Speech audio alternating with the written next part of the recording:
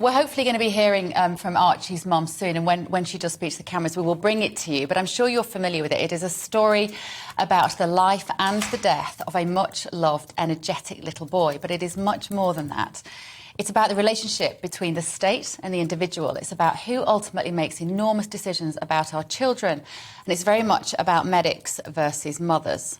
We've all watched Archie's mother, Holly Dance, appearing on media outlets, including GBNews, since her fight went public. She defies all assumptions about a mum facing her worst fear.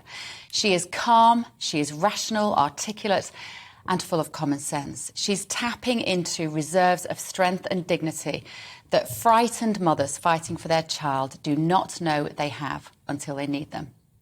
We've watched Holly argue that all she's asking for is time to see if Archie improves, especially as the worst-case chronological scenarios that the family were given have not materialised.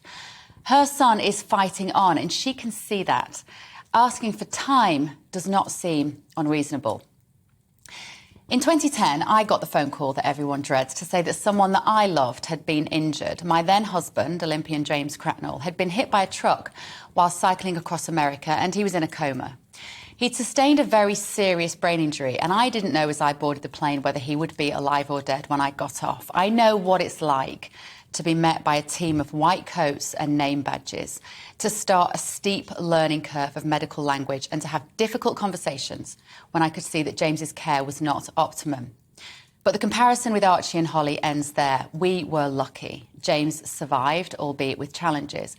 And I was caring for my husband, not my child. I don't know how I would have got out of bed in the morning had it been my son. But what I learnt during that nightmare and in the preceding 8 years that we remained married was that doctors do not always get it right, particularly when it comes to the area of neurology, of which we know surprisingly little. It seems that neurologists are a uniquely negative type of doctor. I was warned that James would never be able to look after the children on his own. He'd never drive. He'd suffer regular seizures. He would make no improvement whatsoever, they said, after 3 years. All of that was proven wrong. Archie was injured less than 4 months ago, and in brain injury terms, that is nothing. Surely the hospital could have agreed to a few more months. I do wonder, what is their rush? Holly now says that with all legal routes exhausted, she wants Archie transferred to a hospice to pass away. She must be granted this request. In his book, Being Mortal, surgeon Atul Gawande concludes that, contrary to much Western thought, there is such a thing as a good death. He argues that our lives have narrative. We all want to be the authors of our own stories. That is natural. And in stories, endings matter.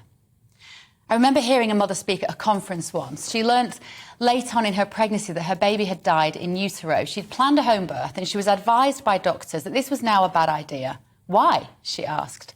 My baby has already died, she said. She hired a private midwife and gave birth to her deceased baby in a pool at home and told the story to a room of damp eyes as a really positive experience. When fate had taken away control, she had taken some back, and that allowed her to live life with fewer demons. Holly Dance has been trying to create the best possible last chapter for her son. She must now be allowed to transfer Archie to a hospice, away from the negativity and acrimony of that hospital setting. This story and that family need to move away from turmoil and conflict to a space of compassion and love. Holly has already admitted that she will need some serious therapy, as she said at some stage. The dam of emotion that she's kept at bay will burst at some point, but that will be made less painful if she can be given some agency at this stage of the process. For Holly, Archie's siblings and even their own children one day, the route to healing can be helped, even at this late stage. The doctors and lawyers must do the right thing and listen to the instincts of the mother.